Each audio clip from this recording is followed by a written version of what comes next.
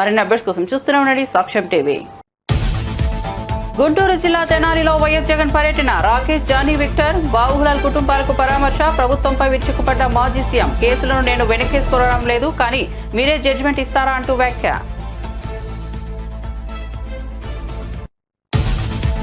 ఈ నెల 5న కేబినెట్ సమావేశం. ఉద్యోగుల సమస్యలపై కీలక చర్చకు రంగం సిద్ధం. కాళేశ్వరం ప్రాజెక్టుపై ఎన్ఈఏసీ విజిలెన్స్ నివేదికలు కేబినెట్ ముందుకు. ఈ నెల 5న కేబినెట్ సమావేశం. కీలక అంశాలపై చర్చ.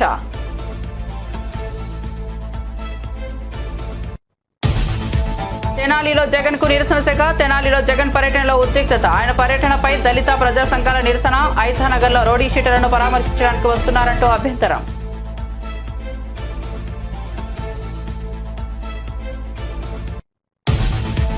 పాకిస్తాన్ ఉద్రిక్తతల తర్వాత కేంద్రం షాక్ లో ఉందన్న జగ్గారెడ్డి. రాహుల్ గాంధీపై కుట్రపూరిత విమర్శలు చేస్తున్నారని మండిపాటు. పహల్గాం ఉగ్రదాడి ప్రభుత్వ వైఫల్యమేనని ఆరోపణ.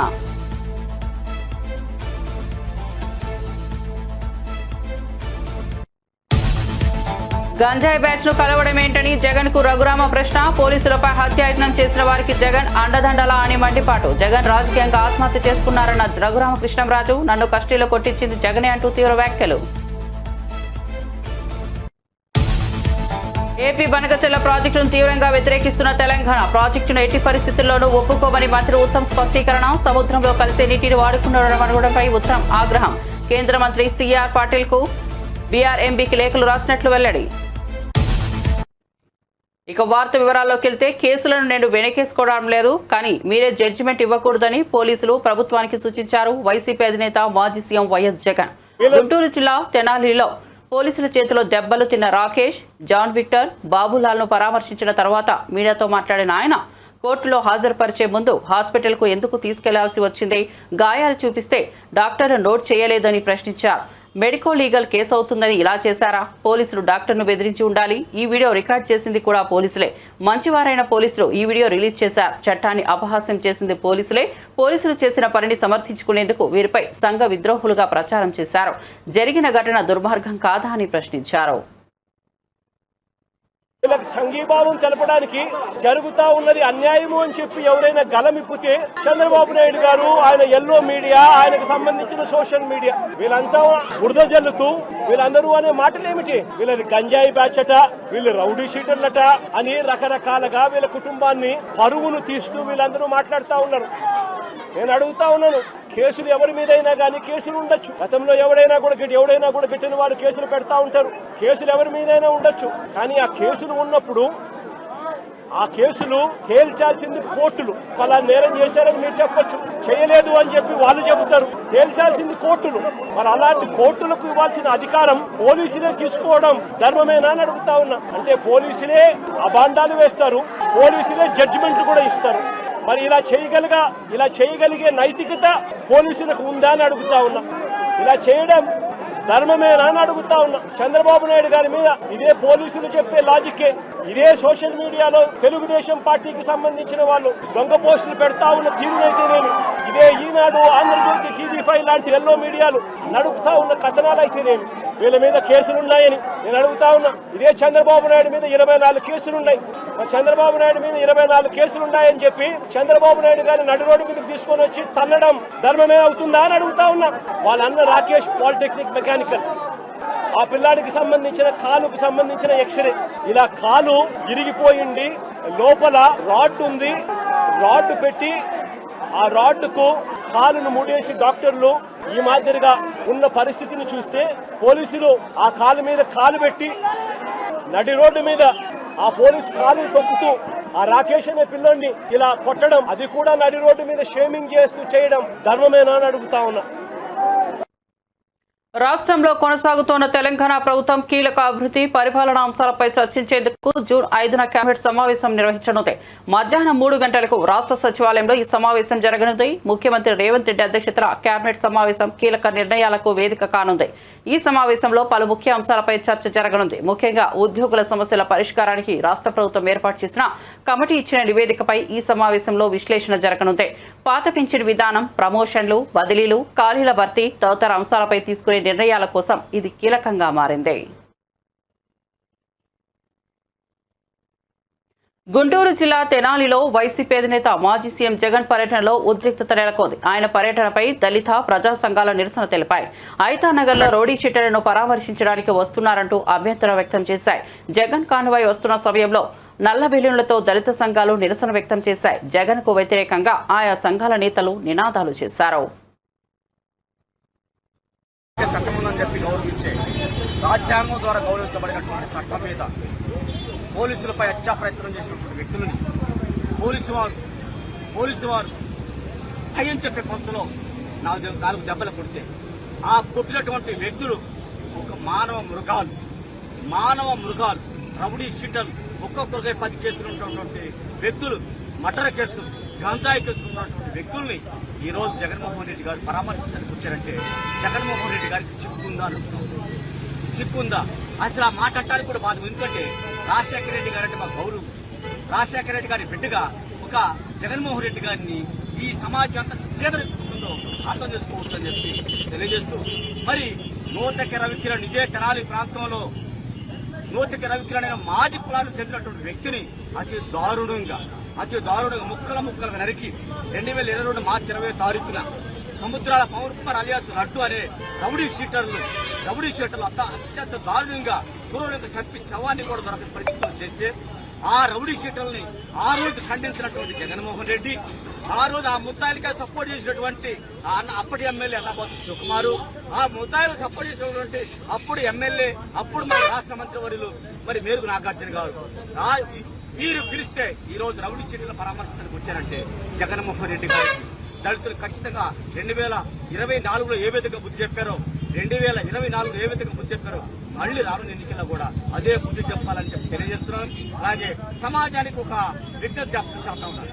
అయ్యా, సమాజంలో ఉండే ఒకలారా దయచేసి ఏఎస్ఎన్ కాలేజీలో చేరకండి. ఏఎస్ఎన్ కాలేజీలో చెప్తున్నటువంటి పాఠాలు గంజాయి ఏ విధంగా సేవించాలి, గంజాయి ఏ విధంగా అమ్మాలి, మట్టలు ఏ విధంగా చేయాలి, బట్టల నుంచి ఏ విధంగా తప్పుకోవాలి, ఇలాంటి క్లాసులు ప్రత్యేకంగా అన్నాపత్రి సుకుమార్ గారే చెప్తున్నారు. దయచేసి ఈ కేసులో జగన్మోహన్ రెడ్డి వీరికి సపోర్ట్ చేస్తే ఖచ్చితంగా జగన్మోహన్ రెడ్డికి బుద్ధి చెబుతాం. కేంద్ర ప్రభుత్వం బీజేపీ తీవ్రమైన షాక్ లో ఉన్నాయని, పాకిస్తాన్తో లేకుండా ఉద్రిక్తతల తర్వాత ఈ పరిస్థితి ఏర్పడిందని కాంగ్రెస్ పార్టీ సీనియర్ నాయకులు ఎమ్మెల్యే జగ్గారెడ్డి సంచలన ఆరోపణలు చేశారు. ఈ కారణంగానే కాంగ్రెస్ అగ్రనేత రాహుల్ గాంధీని లక్ష్యంగా చేసుకుని కేంద్ర మంత్రులు కిషన్ రెడ్డి, బండి సంజయ్ ఆయనపై కుట్రపూరితంగా విమర్శలు చేస్తున్నారని మండిపడ్డారు. గాంధీ భవన్ లో ఏర్పాటు చేసిన మీడియా సమావేశంలో ఆయన ఈ వ్యాఖ్యలు చేశారు. పహల్గాంలో ఇటీవల జరిగిన ఉగ్రవాద దాడి పూర్తిగా కేంద్ర ప్రభుత్వ వైఫల్యం వల్లే జరిగిందని జగ్గారెడ్డి తీవ్రంగా ఆరోపించారు. ఈ దాడి ఘటన కాంగ్రెస్ పార్టీ రాహుల్ గాంధీ లేవనెత్తిన ప్రశ్నలకు సమాధానం చెప్పలేని నిస్సహాయ స్థితిలో బీజేపీ ఉందని ఆయన అన్నారు. రాహుల్ గాంధీ గారి నాయకత్వంలో సూట్ ప్రశ్న, మిలిటెంట్లు పాకిస్తాన్ మిలిటెంట్లు భారతదేశంలో ఎంట్రీ అయి కాశ్మీర్కు వచ్చి ఒక 30 మందిని ఫైరింగ్ చేసి చంపారు. 26 మందిని ఫైరింగ్, 26 30 అటు ఇటు ఓకే 26 మందిని ఫైరింగ్ చేసి చంపారు. ప్రధానమంత్రి గారు రాహుల్ గాంధీ గారు అడిగే ప్రశ్నలకు మీరు జవాబు చెప్పాలి. కిషన్ రెడ్డి గారు, బండి సంజయ్ గారు మీరు పదే రాహుల్ గాంధీ గారి నుంచి మాట్లాడుతున్నారు కాబట్టి మీరు తెలంగాణ గడ్డ మీద కాంగ్రెస్ పార్టీ మిమ్మల్ని ప్రశ్న అడుగుతున్నది. కాశ్మీరు పాకిస్తాన్ బార్డర్ నుంచి కాశ్మీరు వరకు వచ్చి ఆ పార్కులో 26 మందిని ఫైరింగ్ చేసేంత సమయం అంటే దాదాపు కొన్ని గంటలే కదా ఎంట్రీ నుంచి వాళ్ళు వచ్చి ఫైరింగ్ చేయడము. కేంద్ర ప్రభుత్వ ఇంటెలిజెన్స్ ఏం చేసింది? దానికి ఇప్పటి వరకు మీరు జవాబు చెప్పిర్రా దేశ ప్రజలకు?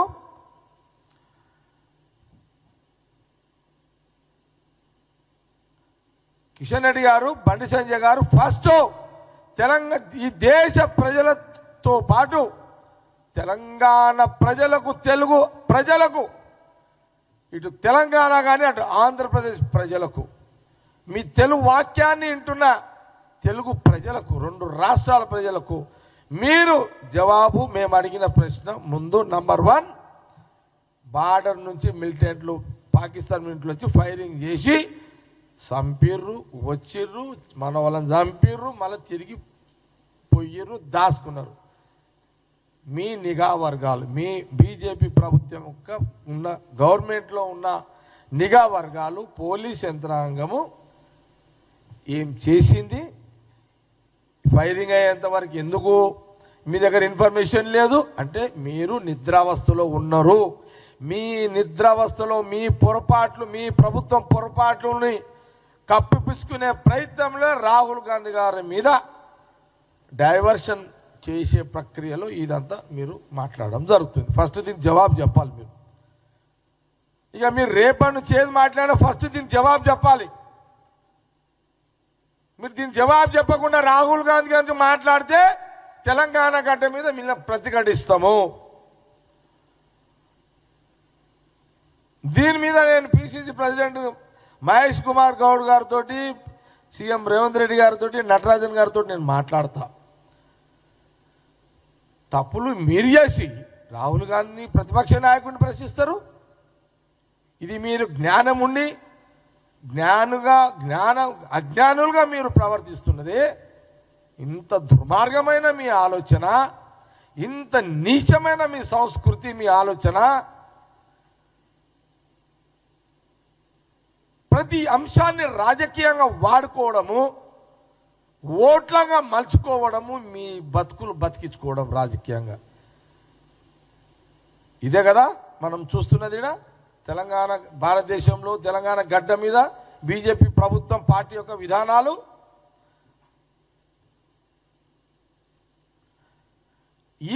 ఇది ఇక ఏమైందంటే వైసీపీ అధినేత జగన్ తీరుపై ఆంధ్రప్రదేశ్ శాసనసభ డిప్యూటీ స్పీకర్ రఘురామకృష్ణరాజు తీవ్రస్థాయిలో విరుచుకుపడ్డారు.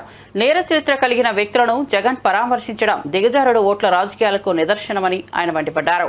అమరావతిలో ఏర్పాటు చేసిన మీడియా సమావేశంలో ఆయన మాట్లాడుతూ ఈ వ్యాఖ్యలు చేశారు. రాజకీయాల్లో ఆత్మహత్యలే తప్ప హత్యలు ఉండవనేది జగన్ లాంటి వారిని చూసే పుట్టింది. గంజాయి బ్యాచ్ను పరామర్శించి ఆయన రాజకీయంగా ఆత్మహత్య చేసుకున్నారని రఘురామ వ్యాఖ్యానించారు. ఏమిటంటే మాజీ ముఖ్యమంత్రి తెనాలి పర్యటన. ఎందుకు ఆ పర్యటన అంటే, మరి అక్కడ రౌడీ షీటర్లుగా బాగా పేరు పొందిన మరి జాన్ విక్టర్ ఒకతను, అతని గ్యాంగు, 3-4 ఉన్నారు. ఎన్నో కేసులు వాళ్ళ మీద ఉన్నాయి. ఐ థింక్ జగన్మోహన్ రెడ్డి ముఖ్యమంత్రిగా ఉన్నప్పటి నుంచి కూడా ఉన్నాయి వాళ్ళ మీద కేసులు. మరి పోలీస్ స్టేషన్కి ఎన్నోసార్లు వెళ్ళారు, వచ్చారు. గంజాయి బ్యాచ్, చైన్ బ్యాచ్ అని ఎన్నో బిరుదులు ఉన్నాయి. తెనాల్లో ఎంతో పేరు ప్రసిద్ధిగాంచిన ముఠా, గంజాయి ముఠా వాళ్ళని చెప్పి విశిష్టమైన ప్రాధాన్యత సంతరించుకున్న ఆ రౌడీల్ని ఒక హెడ్ కానిస్టేబుల్ మీదే, ఒక బీసీ హెడ్ కానిస్టేబుల్ మీద హత్య ప్రయత్నం చేశారు. మరి అతని శ్రీమతి కూడా ఎంతో వాపోయింది. ఆ అమ్మాయి దళిత సామాజిక వర్గానికి చెందిన అమ్మాయి. వారు ప్రేమ వివాహం చేసుకున్నారని పేపర్లో చదివా. మరి ఒక కానిస్టేబుల్ మీదే, హెడ్ కానిస్టేబుల్ మీదే ఈ బ్యాచ్, గంజాయి బ్యాచ్ దురాఘాతం చేస్తే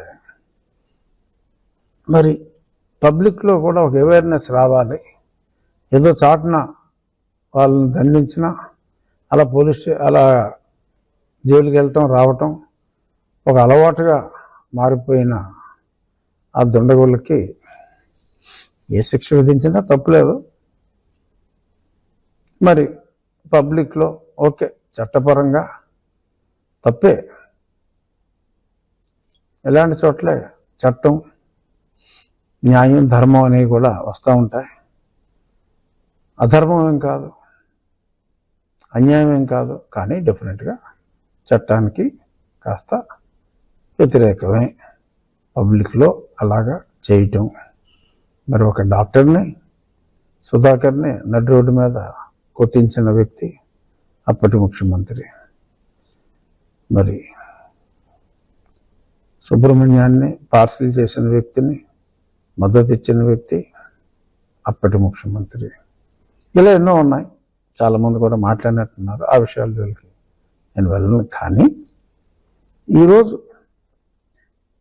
మరి అతనికి మద్దతు తెలియజేయటం కోసం మరి ఒక మాజీ ముఖ్యమంత్రి హోదాలో పనిచేసిన వ్యక్తి, అతని గత చరిత్ర చూసుకుంటే ఆ మాజీ, ఇక్కడ నేను చెప్పేది గంజాయి బ్యాచ్ గురించి కాదు, మాజీ ముఖ్యమంత్రి గత చరిత్ర చూస్తే మరి అప్పట్లో ఎంపీగా ఉర్సా భూముల వ్యవహారంపై మంత్రి నారా లోకేష్ కు వైసీపీ నేత మాజీ మంత్రి గుడివాడ అమర్నాథ్ సవాల్ విసిరారు. ఉర్సా భూముల వ్యవహారానికి సంబంధించి ప్రభుత్వం మొత్తం ఫైళ్లను బహిర్గతం చేయడంతో పాటు ఈ అంశంపై సిట్టింగ్ జడ్జితో విచారణకు సిద్ధమేనా అని ప్రశ్నించారు. ఈ అంశంపై లోకేష్ చేసిన సవాల్కు స్పందిస్తూ గుడివాడ అమర్నాథ్ ప్రకటన విడుదల చేశారు. తన సవాల్ను స్వీకరించాలని డిమాండ్ చేస్తూ మంత్రి లోకేష్ కు పలు ప్రశ్నలను సంధించారు. ఉర్సా కంపెనీకి భూముల కేటాయింపు విషయంపై జీవో విడుదల కాకుండానే లోకేష్ ఎలా ప్రకటిస్తున్నారని ప్రశ్నించారు. కుంభకోణం బయటపడి దాదాపు 50 రోజులు దాటిన తర్వాత ఇప్పుడు ప్రకటన చేయడం వెనుక ఆంతర్యం ఏమిటని అడిగారు. దీని వెనుక నడిచిన తతంగం ఏమిటని ప్రశ్నించారు.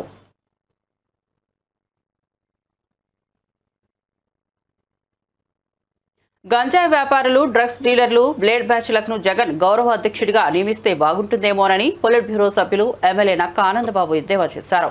గంజాయి అమ్మడం, ఆడపిల్లలను వేధించడం నేరం కాదన్నట్లుగా జగన్ మాటలు ఉన్నాయన్నారు. తాజాగా జగన్ వ్యాఖ్యలపై స్పందించారు. గతంలో మతాల మధ్య విభేదాలు రెచ్చగొట్టారన్నారు. ప్రతిపక్ష హోదా కూడా ఇవ్వని ప్రజలంటే జగన్ కి కోపం రోజురోజుకు పెరిగిపోతోందని ఆరోపించారు. ప్రజల పట్ల జగన్మోహన్ రెడ్డికి విపరీతమైన అసహ్యం కలుగుతోందని విమర్శించారు. 5 ఏళ్లు ముఖ్యమంత్రిగా ప్రతిపక్ష నేతగా ఉన్న వ్యక్తి రౌడీ షీటర్లు, చైన్ స్నాచర్లు, బ్లేడ్ బ్యాచ్లు, గంజాయి వ్యాపారులకు మద్దతు ఇవ్వడం ఏమిటి? సభ్య సమాజం ఏమనుకుంటుందనే కనీస ఆలోచన జగన్ కు లేదని మండిపడ్డారు. ఎగబడిపోతా ఉన్నాడు. సమాజానికి ఏం సందేశం ఇవ్వాలనుకుంటున్నాడు? ఈయన అయిపోయింది, మాజీ ముఖ్యమంత్రి, ఇక లేదు, రాజకీయంగా అవకాశం లేదు, ప్రజా జీవితాన్ని పనికిరాడు. ఈ గంజాయి అమ్ముకునే వాళ్ళు, డ్రగ్స్ డీలర్లు, పెడ్లర్సు, ఈ బ్లేడ్ బ్యాచ్లు, వీళ్ళందరూ గౌరవాధ్యక్షుడిగా పెట్టుకుంటే బోధిస్తున్నాయి. లేకపోతే మద్యం కుంభకోణం రాష్ట్రంలో వేల కోట్ల రూపాయల మద్యం కుంభకోణంలో తన సహచరులు, అనుచరులు, బంధువులు, మిత్రులు అందరూ కూడా జైలుకి వెళ్తా ఉన్నాడు ఒకడొకడు. వాళ్ళ తర్వాత మొత్తం ఏళ్ళన్నీ కూడా తాడేపల్లి ప్యాలెస్ వైపు చూపిస్తూ ఉన్నాయి. ఈ అంశం పెద్ద చర్చనీయాంశంగా ఉంది రాష్ట్రంలో.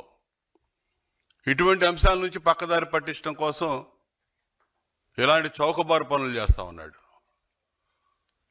లేకపోతే రౌడీ షీటర్లు పోలీసుల మీద హత్యాయత్నం చేసి వారేదో కొట్టారని చెప్పి నానా యాగి చేసి ఆ తెనాలి వెళ్ళి అక్కడ ఏదో నేరాలు ఘోరాలు జరిగిపోయినట్టుగా మాట్లాడి వాళ్ళని సమర్థిస్తా. ఆ రౌడీ షీటర్లు, గంజాయి బ్యాచ్ ఎవడైతే ఉన్నాడో వాళ్ళు ఏదో గంజాయి అమ్మడం నేరం కాదు, ఆడపిల్లను గొడవ చేయటం నేరం కాదు అన్నట్టుగా ఉంది ఇతను చేసేది. వీళ్ళేదో ఒలింపిక్స్లో మెడల్ సాధించిన వాళ్ళని పోయినట్టు పొగుడుతున్నాడు వాళ్ళ గురించి. ఆయన అది చదువుకున్నాడు, వాళ్ళ అక్క ఇది చదివింది, వాళ్ళ చెల్లి ఇది చదివిందని. చదువుకోవచ్చు, కానీ సంస్కారం కావాలి, చదువు కాదు. వాళ్ళు చేస్తున్న పనులేంది? వాళ్ళు ఇచ్చిన కేసుల్లో, వాళ్ళని పట్టుకెళ్ళిన కేసుల్లో వాళ్ళు ఇచ్చిన కన్ఫెషనే ఉంది.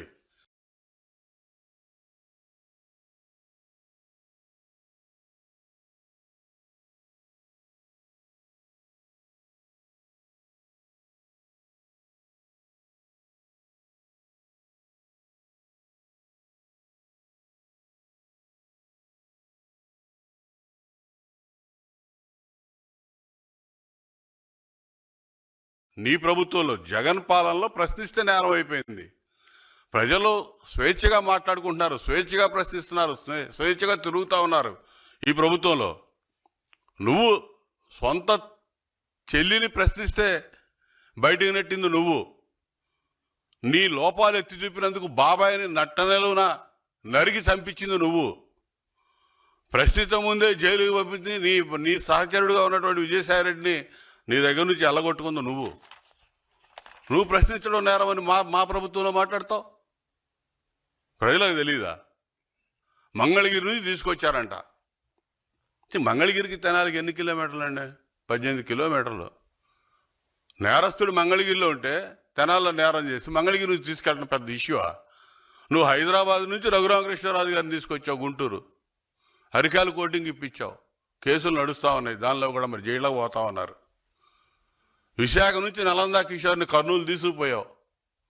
ఏమి నేరం చేశాడని? కరోనా టైంలో లూడిపాల నరేంద్ర గారిని పొన్నూరు నుంచి విజయవాడ తీసుకుపోయావు, రాజమండ్రి పంపించావు. కొల్లూరు రవీంద్ర గారిని మచిలీపట్నం నుంచి రాజమండ్రి పంపించావు. మాజీ మంత్రులు, ఎమ్మెల్యేలు నువ్వు చేసింది. యాష్ అనే సోషల్ మీడియా యాక్టివిస్ట్ని హైదరాబాద్ నుంచి గుంటూరు తీసుకొచ్చావు. అచ్చెన్నాయుడు గారిని మా పార్టీ అధ్యక్షుడిగా పనిచేసిన, ఇవాళ మంత్రిగా ఉన్నటువంటి, గతంలో మంత్రిగా పనిచేసినటువంటి అచ్చెన్నాయుడు గారిని ఆపరేషన్ చేయించుకొని ఉంటే శ్రీకాకుళం నుంచి గుంటూరు నాన్ స్టాప్గా జర్నీ చేయించి ఆయన మళ్ళీ ఆసుపత్రి పాలు చేశావు. నువ్వు చెప్తావా మంగళగిరి నుంచి తీసుకుపోయారంట ఒక నేరస్తుని, ఒక గంజాగాడిని? మాజీ ముఖ్యమంత్రి సిగ్గుండాలి కదా, నువ్వు మాట్లాడే ప్రతి మాటకు కూడా కొంచెం వాల్యూ ఉంటుంది. ఒక హోదా, ఒక స్థాయి ఎలగబెడితే సమాజంలో మన మాట కొంచెం విలువ ఉంటుంది. అది పోగొట్టుకుంటే ఎట్లా? కొట్టే అధికారం పోలీసులకి ఎవడిచ్చాడట? లేదంటున్నాడు. లేదనే మేము చెబుతున్నాం, ఎవడో సమర్థించట్లా. పోలీసులు కొట్టే అధికారం ఉందని మేము చెప్పట్లా. కానీ నీ సంగతి నువ్వు చూసుకో. మాస్క్ పెట్టుకోలేదని చెప్పి కిరణ్ అనే యువకుడిని చీరాల్లో కొట్టి చంపేశారు మీ పోలీసులే. డాక్టర్ సుధాకర్ నిన్ను ప్రశ్నించారు మాస్క్ ఇమ్మని చెప్పి. డాక్టర్ సుధాకరు మాస్క్ కావాలని చెప్పి కరోనా టైంలో ప్రశ్నించినందుకు అతను నడి రోడ్డు మీద పెడరెక్కలు ఇరిసి మోకాళ్ళ మీద కింద కూర్చోబెట్టి డాక్టర్ని పిచ్చాడిని చేసి చంపేశారు. డాక్టర్ సుధాకర్ని. ఎవడిది పాపం? నీ హయాంలో నీ పోలీసులు చేసిన పాపం ఇది. మాస్క్ పెట్టుకోలేదని కిరణ్ కుమార్ని చీరాల్లో కొట్టి చంపారు. దోమతోటి విక్రమ్ గురజాల కుర్రాడు హైదరాబాద్లో పనిచేసుకుంటా ఉంటే పిలిపించి అవతల ప్రత్యర్థులకు అప్పచెప్పి హత్య చేయించారు. మీరా చెప్పేది? ఏం చెప్తా? తెలంగాణలో రాజకీయ వాతావరణం మరోసారి వేడెక్కింది. పీసీసీ అధికార ప్రతినిధి సామా రామ్మోహన్ రెడ్డి చేసిన తాజా వ్యాఖ్యలు చర్చనీయాంశంగా మారాయి. మాజీ ఐపీఎస్ అధికారి ఆర్ఎస్ ప్రవీణ్ పై ఆయన తీవ్ర స్థాయిలో మండిపడ్డారు. ఆర్ఎస్ ప్రవీణ్ ప్రభుత్వంపై బురద జల్లే ప్రయత్నం చేస్తున్నారని ఆరోపించారు. రామ్మోహన్ రెడ్డి మాట్లాడుతూ దళిత విద్యార్థుల సంక్షేమ పథకాల పేరుతో నిధులను పక్కదారి మళ్లించారని ఆరోపించారు. దళిత పిల్లల సంక్షేమం అనేటటువంటి పేరుతో వాళ్ళ నోటికాడి బుక్కని ఇష్టానుసారంగా ఆయన మరి ఆ ఎస్సీ గురుకులాలకి సెక్రటరీ లెక్క ఉంటున్నప్పుడు ఎంతెంత అవినీతి చేసిండు, ఎన్ని అక్రమాలకు పాల్పడ్డాడు అనేటటువంటి ఒక చేదు నిజాన్ని ఈరోజు తెలంగాణ సర్వసభ్య సమాజం ముందుకు నేను తేదలుచుకున్నా. ఎందుకు అనంటే ప్రతిసారి పిల్లలు అనేటటువంటి వ్యవహారము భవిష్యత్తు గురించి, వాళ్ళ యొక్క భవిష్యత్తుని దృష్టిలో పెట్టుకొని విధానాలని అవలంబిస్తూ వారికి అత్యంత ప్రాధాన్యత ఇస్తూ ముందుకు పోతున్నటువంటి మా యొక్క ప్రభుత్వం పైన, గౌరవనీయులు ముఖ్యమంత్రి రేవంత్ రెడ్డి గారి పైన ఈరోజు అసమానతలు అనేటటువంటి ఒక అందమైన అబద్ధాన్ని బట్టగాల్చి మా మీద వేసేటటువంటి ప్రయత్నం ఆర్ఎస్ ప్రవీణ్ గారు ఏదైతే చేస్తూ ఉన్నారో వారి యొక్క అసలు రంగు కూడా చెప్పాల్సినటువంటి అవసరం మా మీద ఉంది. మేము ఇప్పుడు చెప్పాలి. ఎందుకంటే దళిత పిల్లల పేర్ల మీద వారికి రావాల్సినటువంటి సంక్షేమాలని, వారి నోటికాడి బుక్కని ఆయన అధికారంలో ఉన్నప్పుడు అంబేద్కర్ అని అంటే రాజ్యాంగాన్ని రచించినటువంటి ఆ పెద్ద మనిషి అడుగుజాడల్లో నడుస్తున్నా అని చెప్పినటువంటి ఈ పెద్ద మనిషి మరి ఆ రాజ్యాంగానికి ఏ రోజు కూడా కట్టుబడకుండా అన్ని రకాలుగా కూడా రాజ్యాంగాన్ని కొల్లబడుస్తూ చట్టాన్ని అతిక్రమిస్తూ ఆయన యొక్క అధికారాన్ని ప్రతి అంశంలో కూడా పిల్లలకి చెందాల్సినటువంటి విషయాలలో నిధులను ఎట్లా దారి మళ్లించారు, ఎట్లా కుట్రాకోణంగా పిల్లలకు సంబంధించినటువంటి నిధులు దోచుకున్నారు. దానికి ఉదాహరణగా మరి కోడింగ్ అనేటటువంటి దాంతో మొదలు పెడతాం. దుకాణం పెద్దగా ఉంది, ఒక 2-3 శాంపుల్కి చెప్తాం, ఎందుకంటే అన్నం అయ్యిందా లేదా అనేటటువంటివి 2 మెతుకులు ఒత్తు చూస్తే తెలిసిపోతుంది. సేమ్ అట్లనే ఈరోజు మేమేదో ఆయన అన్నాడు కాబట్టి మేము అంటున్నామని చెప్పి అందరు అనుకోగల కాదు. ఇది కేంద్రం నుంచి సిఏజీ కాగ్ నివేదికలో వాళ్ళు చేసినటువంటి ఇన్స్పెక్షన్లో వచ్చినటువంటి అవకతవకలని ఈ ప్రభుత్వానికి వివరణ కోరుతూ వాళ్ళు మమ్మల్ని అడిగినటువంటి వ్యవహారాలకి గాను తీరా అన్ని కాగితాలను తిప్పితోడి చూస్తే పుంకాలుగా అవకతవకలు అక్రమాలు మాత్రమే కనిపిస్తూ ఉన్నాయి. ఖచ్చితమైనటువంటి అవినీతి ఇందులో కనిపిస్తూ ఉంది.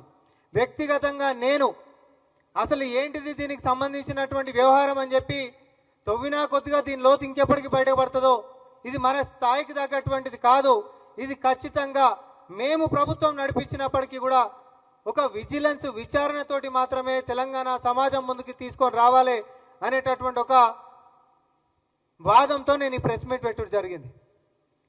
దీంట్లో ఏ అంశాలలో అయినాయి, ఉదాహరణకి కోడింగ్ అని చెప్పి ఆయన సెక్రటరీ లెక్క ఉన్నప్పుడు కోడింగ్ తీసుకొని వచ్చిండండి ఈ రాష్ట్రంలో.